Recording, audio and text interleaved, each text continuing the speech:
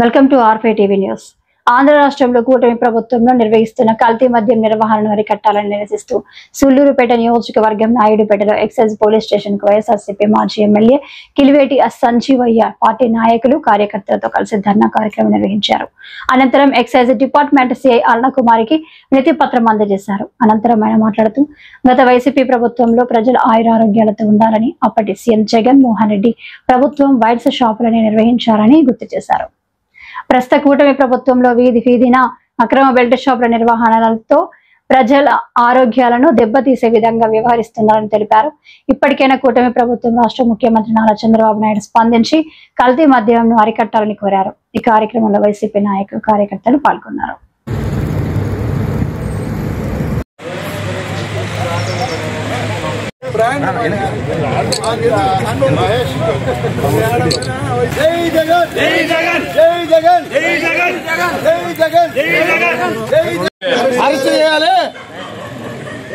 నకిలీ మద్యాన్ని తయారు చేస్తున్నా వాటినందరినీ అరెస్ట్ చేయాలి.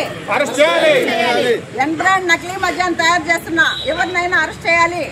నారావారి కల్తీ మద్యం, నారావారి కల్తీ మద్యం, నారావారి కల్తీ మద్యం, నారావారి కల్తీ మద్యం, నారావారి కల్తీ మద్యం, నారావారి కల్తీ మద్యం.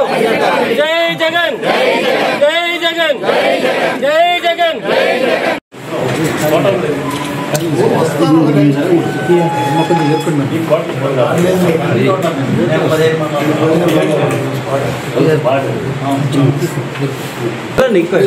వస్తారు బ్యాక్ సైడ్ వెళ్ళే పర్లా.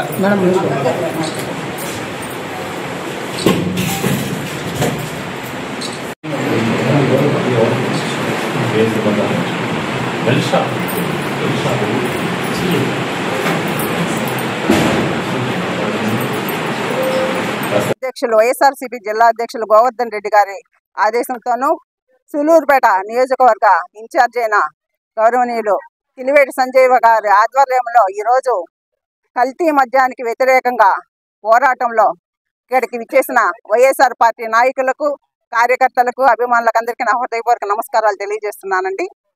ఈరోజు రాష్ట్రంలో కల్తీ మద్యం ఏరులై పారుతా ఉంది. దాన్ని పట్టించుకునే నాదుడే లేరు. ప్రభుత్వ పెద్దల ఆధీనంలోనే ఇవి జరుగుతున్నాయని అందరికి అర్థమయ్యే విధంగా ఈరోజు రాష్ట్రంలో ఎక్కడ పెట్టినా కుటీర పరిశ్రమలలాగా కల్తీ మద్యం ఉంది. ప్రజల ఆరోగ్యాలతో ఆటలాడుతోంది ఈ కూటమి ప్రభుత్వం. గత ప్రభుత్వంలో జగనన్న పాలనలో మాట్లాడిన వాళ్ళ మీద కేసులు పెడుతున్నారు, సోషల్ మీడియా వాళ్ళ మీద కేసులు పెడుతున్నారు, ప్రశ్నించే గొంతులను అణగదొక్కుతున్నారు. ప్రతి ఒక్క విషయంలోనూ దౌర్జన్యాలు, గ్రామాల్లో దౌర్జన్యాలు వస్తున్నాయి.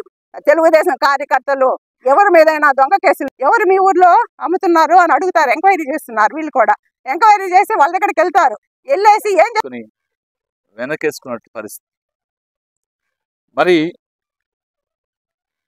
మననే తంబలేపల్లి నియోజకవర్గం ములకల చెరువులో మద్యం ఫ్యాక్టరీ ఏదైతే నకిలీ మద్యం, ఈ నకిలీ మద్యాన్ని ఏ విధంగా తయారు చేస్తున్నారు, ఏ విధంగా లేబుల్స్ వచ్చాయి, ఏ విధంగా వాటి సీల్ వేస్తున్నారు, ఏ విధంగా మార్కెట్లోకి పంపిస్తున్నారు, అన్నీ కూడా సాక్ష్యాలతో వీడియోలు తీసి మరి సోషల్ మీడియాలో పెట్టారు. మరి దాన్ని సమయస్ఫూర్తి ఉపయోగించి కన్వీనియంట్గా తనకు మట్టి అంటకుండా వేరే వాళ్ళకి అంటే విధంగా చేయడంలో ఆయన సిద్ధాస్తారు. అందరికి తెలిసిన విషయమే. ఈ మద్యం లిక్కర్ కేసును కూడా మరి తనకి సంబంధం లేనట్టుగా డైవర్షన్ పాలిటిక్స్ చేస్తూ ప్రయత్నం చేసే కార్యక్రమం ఈరోజు సిట్ కూడా వేసినట్టున్నారు. సిట్ అది చంద్రబాబు నాయుడు గారి చేస్తారా? మరి లోకేష్ చిన్నబాబుకి డబ్బు సంచులు ముట్టే చంద్రబాబు నాయుడు టికెట్ ఇచ్చారు. ఈరోజు ఆయన పెద్దిరెడ్డి గారు అనుచరుడను లేకుంటే వైఎస్ఆర్ కాంగ్రెస్ పార్టీ కోవర్టను అనుకుంటుంటే మీరు ఇలా పడతా ఉన్నాయి. ఈ రాష్ట్రంలో విచ్చలవిడిగా బెల్ట్ షాపులు. ఆ రోజు జగన్మోహన్ రెడ్డి గారి అధికారంలో ప్రభుత్వ ఆధ్వర్యంలో లిక్కర్ షాపులు పెట్టాం. దానికి ఒక టైం పెట్టాం. ఉదయం 10-11 గంటలకు మొదలు పెడితే సాయంకాలం 8 గంటలకంతా క్లోజ్ చేసేవాళ్ళు. అంటే ప్రధాన ఉద్దేశం అంటే లిక్కర్లో డబ్బు సంపాదించాలని కాదు జగన్మోహన్ రెడ్డి గారి ఉద్దేశం. షాపులు లేకుండా చేసాం. ఈరోజు ఆ పరిస్థితి కాదు. వీధికి బెల్ట్ షాపులు, ఒక వీధిలో 4 బెల్ట్ షాపులు ఉన్నాయి. మరీ ఘోరమైన వ్యవహారం ఏంటంటే ఏటీఎం లాగా ఈరోజు స్విగ్గీలో మరి జొమాటోలో వాటిలో ఫుడ్కి ఆర్డర్ చేస్తారు, మరి ఫుడ్ తెచ్చి ఇంటికి ఇస్తారు.